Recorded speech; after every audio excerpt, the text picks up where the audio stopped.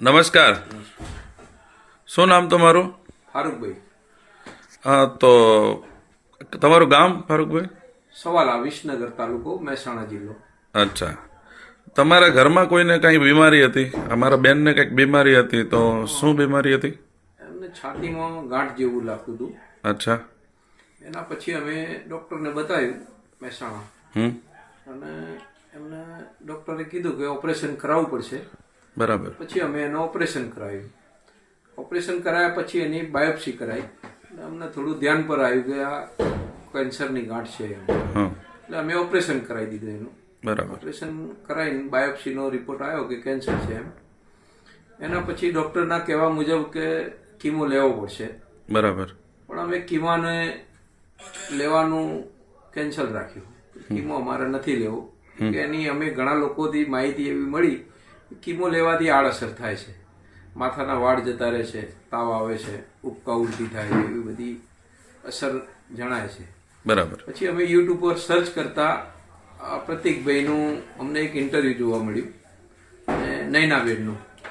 તો અમે એમનો કોન્ટેક્ટ કર્યો અને એમના કહેવા મુજબ અમે દવા ચાલુ કરી. અમારા રિપોર્ટો જે હતા એ રિપોર્ટ પણ એમને વોટ્સઅપથી અમે મોકલી આપ્યા, અને એમણે પછી અમને દવા મોકલી આપી.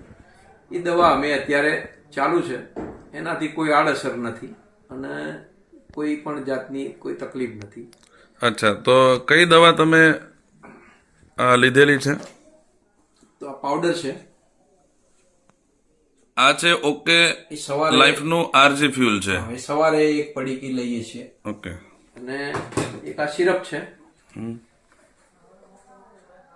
ઓકે. આ સિરપ સવારે વહેલા 30 ml જેવી લઈએ છીએ.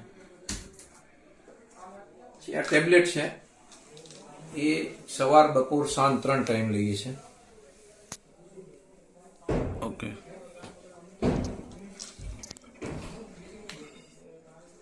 આ ગોળી છે, બે કેપ્સ્યુલ લેવાની હોય છે સવાર સાંજ.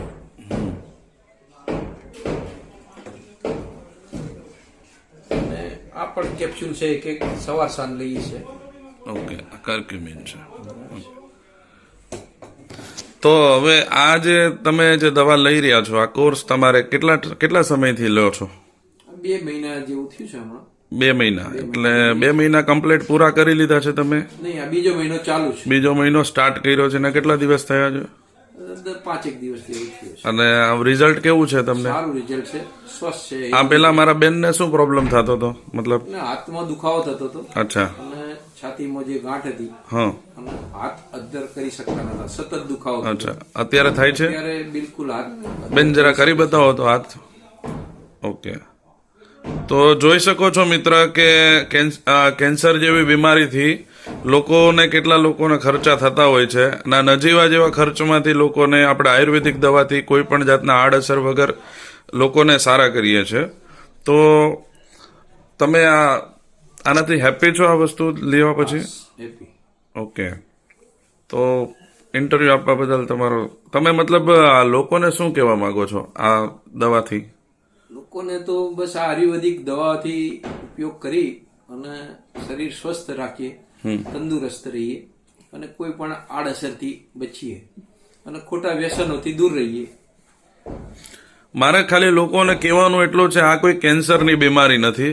આ માણસ જાતિને જે આપણે ખોરાકની અંદર જે પૂરતો આહાર નથી મળતો, તે જ છે માત્ર આ ફૂડ સપ્લિમેન્ટ વસ્તુ છે. જેટલી પણ તમને જે બતાવવામાં આવી, જે દિવસ દરમિયાન આપણે ફૂડની જે જરૂર પડે, જે વિટામિન્સની જરૂર પડે, જે મિનરલ્સની જરૂર પડે, જે આપણા બોડીની અંદર પૂરતા પ્રમાણમાં જતા નથી, અને અત્યારે જે હવા પાણીને ખોરાક જેમ કે બધા ઝેર લઈએ છીએ આપણે, તો એ બધી બીમારીઓ આવવાનું કારણ આ જ છે. એના માટે આપણે આયુર્વેદિક દવાનો ઉપયોગ બધાએ જ કરવો જોઈએ, અને બહુ સારું રિઝલ્ટ છે, અને આગળ પણ આપણે લોકોને આવી રીતે સાજા કરતા રહીશું. તમે ઇન્ટરવ્યુ આપવા બદલ તમારો ખૂબ ખૂબ ધન્યવાદ.